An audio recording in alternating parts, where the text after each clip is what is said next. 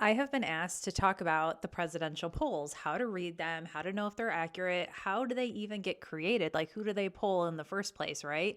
And I want to talk to you about all that. It's funny because this is exactly what I went to school for. I went to school and I got my master's in marketing, and I specifically wanted to do market research. All it is surveys, focus groups, and all that. And I also have certificates like a Google Analytics certificate. So I feel like I'm qualified to have this discussion. Now, I'll probably make this a series because I can go really in depth about this stuff and I don't want to lose you. If you have questions about anything at any time, please let me know. So let's start here. What is the purpose of a survey or a poll? In short, I like to say that surveys are supposed to be used internally. So let's say you want to start a candle company and you want to find out what smells are going to be the most popular. So what you can do is you can do a survey to ask potential customers, hey, out of these smells, like which one would you buy? And that will give you a great guideline on how to start your candle business. Now, what these surveys were not meant to do is they were not meant to sway someone else's opinion. So let's say the top answer was a pumpkin candle. Do you think the business owner should go around to people who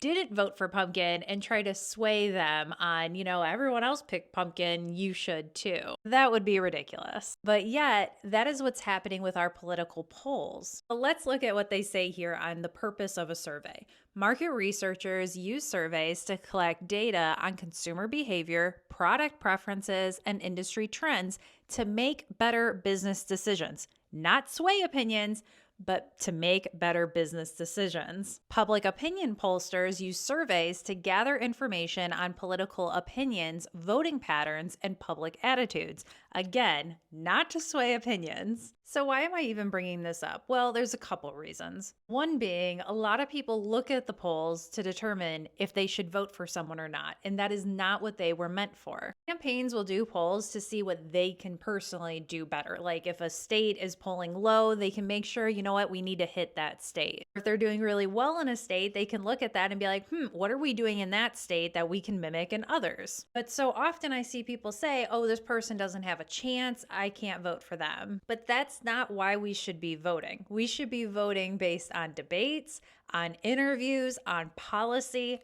Those are the things that matter, not these polls. So that is my introduction video. I'm going to do more parts explaining exactly who they poll, why they do certain things, what to look out for. So make sure you're following me for more.